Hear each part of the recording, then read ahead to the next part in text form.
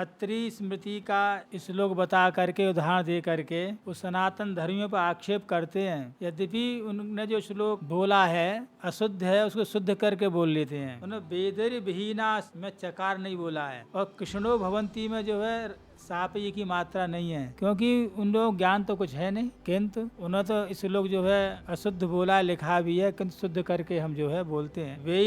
वेदैर विहीना से पठन्ति शास्त्रम, शास्त्रेण हीना से पुराण पाठाः, पुराण हीना कृष्णो भवन्ति, भ्रष्टास्ततो भागवता भवन्ति। ये वो कहते हैं अत्रि स्मृति का है। और अत्रि स्मृतिकार जो है भागवत, जो महाभ्रष्ट लोग होते हैं, जो पतित होते हैं, वो जो है भागवताचारी बन जाते हैं। ये उन्होंने कहा है कि भ्रष्टास्ततो भागवता भवन्ति, तो निंदा करना चाहते हैं, किंतु स्मृतिकार का है निंदा अर्थ नहीं है। उनका ये है वेद पढ़ने, वेदर विहीना से पठन्ति शास्त्रम, जो वेद का पठन पाठन है वो अत्यंत कठिन है, क्योंकि गुरुकुल में जाकर के जो यज्ञोपवीत होता है तो 12 वर्ष तक जो है संकल्प लिया जाता है। उसकी उपकुर्वाण संज्ञा होती है। उपकुर्वाण का मतलब है कि वो जो 12 वर्ष पर्यंत गुरुकुल में रह करके संपूर्ण वेद का स्वाध्याय करेगा, घर नहीं आएगा, संध्या वंदन अग्निहोत्र संध्या वंदन आदि करेगा, और घर आने के बाद में जो है उसको गृहस्थ हो जाता है। और एक होती है नैष्ठिक,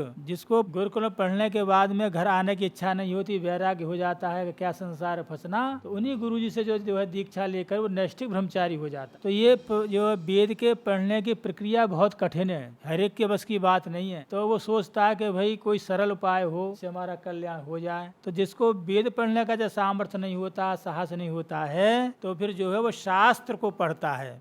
तो शास्त्र ही वही है, शिष्यतम हितम उपदिश्यते अनेन शास्त्रम, जो शिष्यों के हित करे, शिष्यों के हित की बात करे, उसका नाम है शास्त्र। किंतु जो है वो जब कोई व्यक्ति जो शास्त्रों भी नहीं पढ़ पाता है, व्याकरण है, वेदांत है, मीमांसा, भाई ये भी तो विषय साधारण नहीं है ना, वो इसमें कौन माथा पिच्छी करे, तो फिर वो जो है असामर्थ्य होने से पुराण पढ़ने लगता है। तो पुराण का जो पठन पाठन है ना, इतिहास है, उपाख्यान है, पुराण इत्यादि के पठन पाठन है में कुछ सरल कहानी है, दृष्टांत है, कहानी है, तो उसको वो सरल लगता है। और शास्त्र तो भ्रष्टा पुराणा भवंती, शास्त्र जो भ्रष्ट हो जाता है तो वो पौराणिक हो जाता है, मतलब क्योंकि शास्त्र के अध्यापन का जब अभ्यास छूटा, वो तुरंत जो है फिर जो पुराण वाचक बन जाते हैं। क्योंकि व्याकरण है, यदि 15 दिन व्याकरण नहीं पढ़ा तो भूल जाते हैं। क्षणिक नैयायक है, तो जब ढीलापन आ गया, थोड़ा बुद्धि कम चली, तो ये नहीं है कि उसमें जो है शास्त्र की निंदा है, वो व्यक्ति का स्वयं सामर्थ्य न होने से उसका त्याग कर रहा है, वो निंदा के द्वारा नहीं। पुराण पाठा, वो पुराण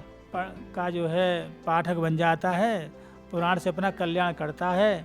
और पुराण हीन कृष्णो भवंती, समझ में आ रहा नहीं। और पुराण से भी हीन हो जाए, अरे इसमें ये 18 पुराण लाखों श्लोक हैं, ये बड़ा भयंकर कार्य। चलो भैया अपना तो भैया खेती क्यारी देख, बुद्धि नहीं चली तो क्या खेती करने लगता है। कृष्णो भवंती, और जब किसी भी मर्ज की दवा ना हो, बहुत निठल्लापन आ जाए, निकम्मापन आ जाए, और अंतिम में सोचता है कि भाई जो है मैं भागवत का स्वाध्याय कर लूँ, पढ़ा लूँ। क्योंकि आजकल तो जो है कोर्स चल गए हैं, ऋषि महर्षि तो जो है तत्व ज्ञानी थे, आगे तक की बात पता था उन्हें कि लोग जो है 3 महीना के 60 दिन के कोर्स कर लेंगे, उसे कोई पात्रता का विचार है नहीं, संध्या बंदन में नहीं है, न वेद का स्वाध्याय कुछ भी नहीं किया है, और जो है भागवत इत्यादि करने लगते हैं। तो उसमें यह एक की अपेक्षा एक सुगम है, इसीलिए वो लोग उसका में पढ़ रहे हैं, स्वाध्याय कर रहे हैं। उसका तात्पर्य ये नहीं है एक दूसरे की निंदा है, इसमें निंदा वाली बात नहीं है। कि अत्रि जो ऋषयो मंत्र दृष्टारा, ऋषिर वेद, ऋषि वेद को भी कहते हैं, ऋषयो मंत्र दृष्टारा,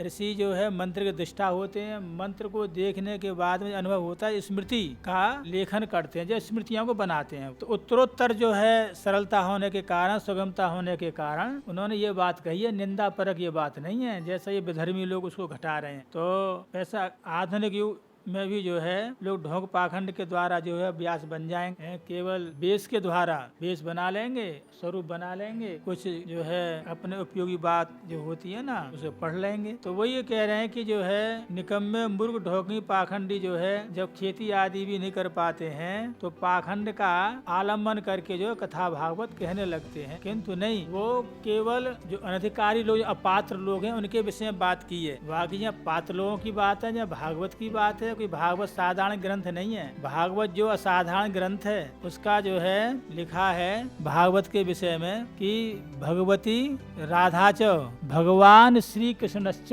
इति भगवन्तौ तौ भगवन्तौ अधिकृत्य कृतो ग्रंथा इति भागवतः, जिसमें अखंड कोटि ब्रह्मांड नायका भगवान की आह्लादन शक्ति, राधा का जिसमें चरित्र है और भगवान का जिसमें चरित्र है आधिकारिक रूप से उसका नाम भागवत है। कि भागवत साधारण है, वो कहते हैं पतित हैं और भ्रष्ट लोग हैं वही जो है भागवत का पठन पाठन करते हैं, ये बात नहीं है। भागवत तो भगवान का साक्षात विग्रह है। भगवता अयम इति भागवतम अथवा भागवता नाम वर्णनम यत्र, जिसमें भागवत भक्तों का वर्णन है उसका नाम कौन है? भागवत है। और भागवत वेद सम्मत है, श्रुति सम्मत है और आधिकारिक ऋषि महर्षियों का भक्तों का जिसमें वर्णन उसका नाम भागवत है। और ये कहते हैं ना कि भ्रष्ट लोग जो होते हैं भागवत पढ़ते हैं, उन्हें तो भागवत करने का अधिकार ही नहीं है, उन्हें भागवत करने का अधिकार नहीं है। भागवत कौन कर सकता है? ध्यान से सुनने की बात है।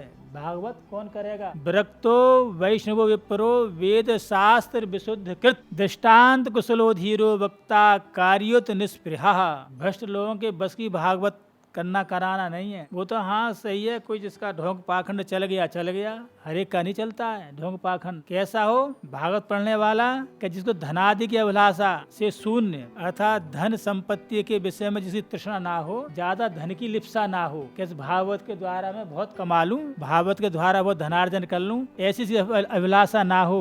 और जो सांसारिक प्रपंचों से शून्य हो और विरक्त हो, विरक्त भगवत प्रेम में अनुरक्त हो, उसी विद्वान ब्राह्मण को कथा करने का अधिकार प्राप्त है। वही उसी को कथा करने कराने का समर्थन करना चाहिए। जो विरक्त नहीं है, वैष्णव नहीं है, भगवत भक्त नहीं है, भगवत और निष्प्रियमान है, जो लोभी है अर्थात जो विरक्त नहीं है, वो कभी कथा करने का अधिकारी नहीं हो सकता। और भी कह रहे हैं कि आचार्यो वेद संपन्नो, क्या आचार्यो वेद संपन्नो विष्णु भक्तो विमत्सरः ब्राह्मणो वीतरागश्च क्रोध लोभ विवर्जितः। कैसा? आचार्यो वेद संपन्नो, जिससे हम जो है भागवत कराना चाहते हैं वो आचार्य हो। आचार्य का तात्पर्य जो है कि आचनोति शास्त्राणि, आचनोति शास्त्राणि शास्त्रार्थान स्थापयेत स्वयं आचार्येषु स आचार्यम प्रचक्षते। जो शास्त्र हैं उसमें जो गंभीर विषय, उसमें जो तत्व विषय, क्या करना क्या नहीं करना, क्या विधि है क्या निषेध है, क्या कर्तव्य है, इसको जानने वाला क्या होता है? आचार्य। और विधि निषेध के द्वारा जो उसका पालन करता है, उसका आचरण करता है, वो अपने शिष्यों में उसको स्थापित करना चाहिए। जो हमारे जो भक्त हैं, जो मनुष्य हैं, जो समाज है, उसमें वो जैसा आचार्य आचरण करते हैं उस आचरण का स्थापना भी उनमें करनी चाहिए। हम तो बहुत संध्या वंदन कर रहे हैं, बड़े शास्त्रज्ञ हैं, धर्मज्ञ हैं, किंतु अपने घर में ही वो बात नहीं है, अपने शिष्यों में नहीं, वो समाज स्थापित नहीं कर चुके, वो आचार्य कहने का अधिकारी नहीं है। स्वयं आचरण में भी हो और शिष्यों में उसकी स्थापना भी करनी चाहिए, उसी को होता है, उसे कहेंगे आचार्य। और वेद संपन्न हो, विष्णु भक्त हो और विमत्सरः, मास्तर ना हो। मत्समा कहते हैं ना, मत्सरता कोपि नास्ति, मेरे समान संसार में कोई नहीं है, ऐसे अंदर से अहंकार नहीं होना चाहिए, मास्तर नहीं होना चाहिए, विमत्सर होना चाहिए। और ब्राह्मणो वीतरागस्य, ब्राह्मण जन्म जाति से ब्राह्मण हो और वीतराग हो और क्रोध और लोभ उसके और पास भी न झांकें। ऐसे व्यक्ति को व्यास गद्दी पे बैठने का अधिकार है। तो किसी ने कहा कि भैया विष्णु दीक्षा विहीन नाम नाधिकारा कथा सर्वे, जिसने भगवान विष्णु की दीक्षा नहीं ली हो, दीक्षा वही जो शंख चक्र आदि लगा लेते हैं ना, ऐसो कथा सुनने सुनाने का करने कराने का अधिकार नहीं है। बोले कि नहीं, ये गलत बात है। नहीं, ब्राह्मणा वैष्णवा मुखिया यतो विष्णु मुखोद्भवः, यहाँ वैष्णव शब्द जो है दीक्षा परक नहीं है, क्योंकि जो ब्राह्मण है वो वैष्णव भी होता है। क्यों? भगवान के मुख से पैदा हुआ है, इसलिए ब्राह्मण जाति संपूर्ण वैष्णव ही है। ऐसा नहीं जो वैष्णव दीक्षा लेने के बाद कोई वैष्णव बनता हो, वो नहीं है, क्योंकि ब्राह्मणा वैष्णवा मुखिया, कोई वैष्णव मुख्य तो ब्राह्मण ही है। क्यों? यतो विष्णु मुखोद्भवः, भगवान विष्णु से जो के मुख से उत्पन्न हुआ है।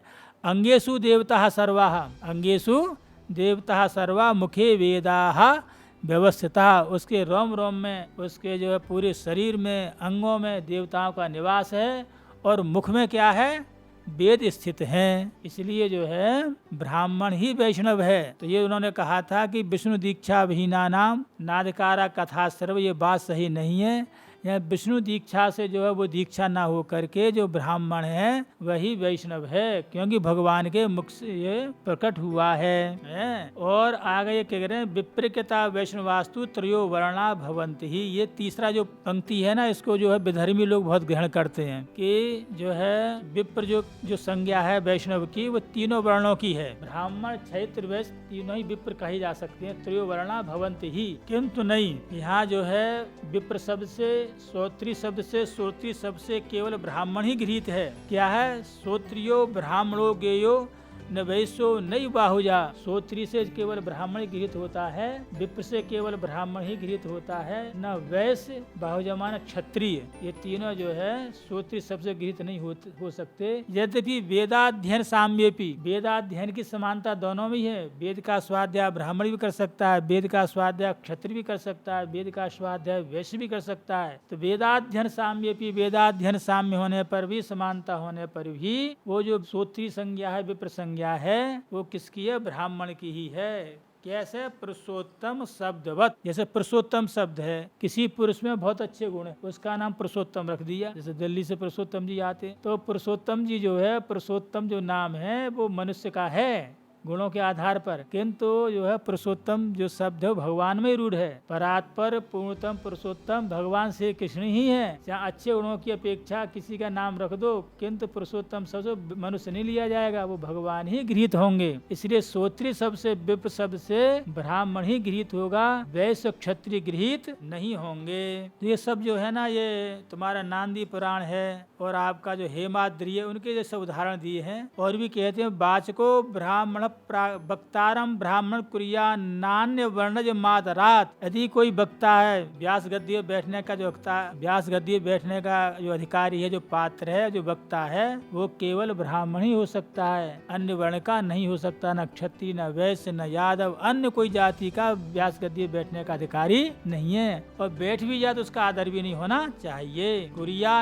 अन्य वर्णज मातरात, ये नांदी पुराण में और जो हेमाद्री में सब बातें कही गई हैं। और भी कहा है कि वाचको ब्राह्मण प्राज्ञा सुत शास्त्रो महामनाहा, जो कथावाचक है, जो व्यास है, वो ब्राह्मणी होना चाहिए। श्रुत मान बहुत से शास्त्रों से अध्ययन किया हो और शास्त्रज्ञ हो और सबका सम्मान करता हो, वही जो है भागवती कथा करने का अधिकारी है, वही कथा कर सकता है, वही व्यासपीठ पे बैठ सकता है। न माता है, न बहन है, न कन्या है और न जो बाल व्यास है। और देखो कथा कहने का अधिकार, क्योंकि इसमें लिखा है कि गृहस्थ हो, ब्राह्मण हो, वही बैठे तो सबसे अच्छा है। और लोग उदाहरण देते हैं कि जो है सुखदेव जी तो ब्रह्मचारी जी थे, परमहंस थे, महात्मा थे, वो भी व्यास गद्दी बैठे, उनकी तुलना नहीं कर सकते, क्योंकि परीक्षित के जन्म से पहले 96 वर्ष बाद परीक्षित का जन्म हुआ जी कथा सुनाएंगे। 96 वर्ष वो व्यास जी को शरीर छोड़े हुए हो गया,